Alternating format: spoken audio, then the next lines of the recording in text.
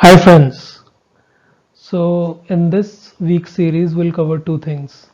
The last week, which is from 25th to 29th of January, and also the full January month since the January has also ended. So we'll see the quick summary of this month as well. And you'll see some very interesting things this month. So I will advise you to watch this video till the end. So these are the following things which we will discuss: top sectors and stocks which moved those sectors. So as usual, we'll discuss the sectors and also the stocks which moved those sectors. So we'll discuss the first point both for the last week and also for the complete month of January. The second point which we'll discuss in the last week, which were the high volume stocks. The third point is we'll discuss the bullish divergence as per your relative strength index, that which were the stocks which formed the bullish divergence. We're talking about short-term bullish divergence. So we'll discuss the fundamental of short-term bullish divergence when we get to that particular slide. So we'll discuss this data for the last week. And finally we'll discuss the open interest data. So we'll discuss it for the February and for both February 4th, which is your next week expiry, as well as the month end expiry. So and for the month end expiry there is also one more very interesting thing. So I'll also advise you to watch this part as well. So let's get started.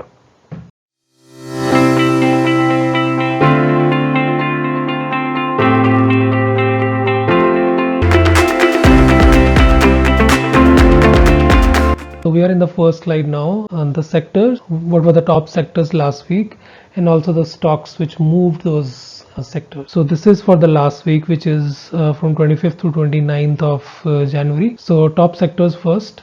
So beverages was 7.76%, and telecom services 6.46%, LPG bottling and distribution 3.41%, your packaging was 2.88%, plastics was 2.56%, and the last was cement products 2.52%. Now let's see what were the stocks behind this movement. So in beverages there were two stocks, important ones, IFB Agro, which showed a movement of 11.48% during the last week, and Tilak Nagar Industries, which showed a movement of 8.25%. In telecom services we had Electra, which moved almost 7% or so, and then in LPG bottling and distribution we had Gujarat Gas Limited, which moved 3.4%. So in packaging, Cosmo Films, which moved almost 14%, and most of the movement was on Thursday and Friday as we know it, and Esther Packaging, which also moved around 7%. In plastics we have Kingfa, which moved 10.85%. In cement products we have Ramco Industries 5.71%, and HIL Limited, which is 4.99%. Let's see the top 10 stocks individually which moved the most this week. So the first is which moved almost 24%, which was IIFL. The second is your SRPL, then PGEL, which moved 15.7%, Majesco 15.5%.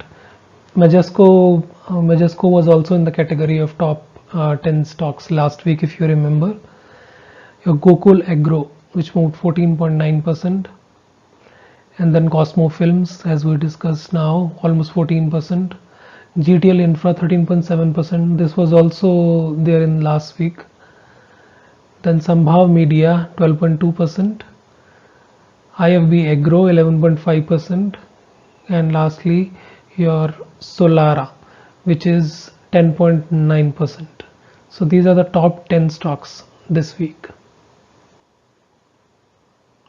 Let's see for the complete month. Let's see the sectors first, which were the top sectors this month in January. We had compressors, which moved 11.2%, tires and tubes 10%, cable, power and others 9.34%, beverages 9.33%, Auto ancillary 7.47%. Your auto LCV, HCV, your light and heavy commercial vehicle 6.68%. Let's see the stock. Now in cable, the primary movement was a Polycab, which moved a good 18.1%. In compressor, Revti moved 25% almost. In tires and tubes, all the stocks showed massive movement, led by JK Tyre, which was almost 68%, then LG Rubber Company, which was almost 37%, and then followed by CEAT, which was 34.5%. Now in auto, light and heavy commercial vehicle, we all know Tata Motors has been rallying recently. So for the complete month, Tata Motors increased almost 41%. Ashok Leyland also showed a movement of 12% or so. In beverages, we have Globus Spirits, 14.49%. Your United Breweries 9.85%. Your Hind Composites 38.52 in auto ancillaries. GNA Excels 36%. Your ASAL Automotive Stamping and Assembly 35.21, or JBM Auto almost 35%. So you can see auto ancillary in the month of January showed some major movement. Now the top 10 stocks this month. Now this is very interesting. Now it was led by Majesco, which moved a hopping almost 150%, and then followed by JK Tyre, which moved by almost 68% or so, and then Anantraj 52.7%. Your Hemisphere Properties 52%. Your LPDC, Landmark Properties Development Company 45.5%. Then your Ganesh Housing Construction 44.5%. So there are a lot of construction stocks here. And Tata ELXSI 44%, and Centrum 41.7%, and then Tata Motors, as we know, almost 41%. And then last but not least, we have Madras Fertilizers almost 40%. So these were the top 10 stocks in the month of January. Let's now see the high volume stocks. The first one is Bhandari. It's a textile company. So you can see the volumes increased while the price was decreased. So there was a negative correlation between volume and price here. So that means there was a selling at higher volumes. Karda Construction also, you can see there is a negative correlation between price and volume. Your volume increased sharply from Wednesday to Thursday, but the price fell. Your PDS MFL, PDS Multinational Fashion Limited, here we can see there is a negative correlation again between volume and price. The price fell from Monday till Friday, but there was a massive increase in volume from Thursday to Friday. Cosmo Films, there is a positive correlation, as we have discussed earlier also. Cosmo Films actually declared their result last week, and the result was outstanding. So not unexpectedly, stock moved almost more than 10-15% or so. Then Allsec also, there was a positive correlation between volume and price. The stock moved sharply from Wednesday to Thursday, and led by a sharp increase in the volume as well. Last but not least, we have Cinevista. So Cinevista also, there is a positive correlation between volume and price. There was a massive increase in volume. The volume increased by more than almost 45,000 or so. So there was a price movement along with the volume. Now we'll discuss the short-term bullish divergence. So first, let's discuss what exactly is the short-term bullish divergence for the people who are not clear on the concept or they have forgotten. Either way. So in summary, if you see, there are two price points. There are 2 points, A and B.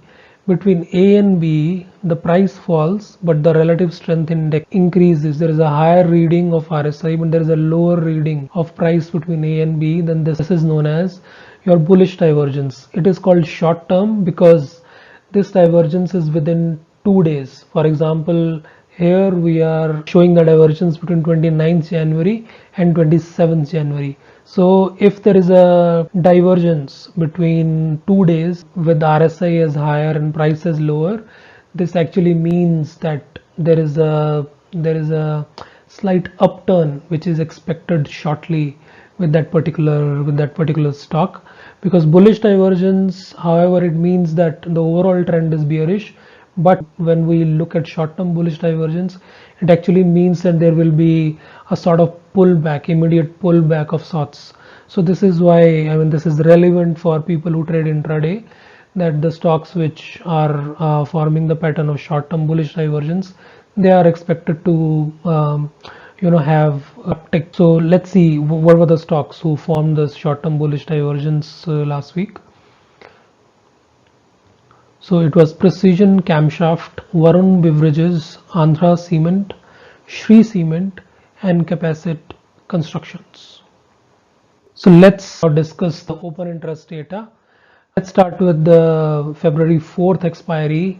So if we look at this data, we can see here maximum call open interest are present at 14,000, so almost 24 lakhs or so, followed by 13,800, which is almost 18 lakhs or so, and the maximum put open interest as of now are present at 13,000 strike price, which is almost 15 lakhs or so.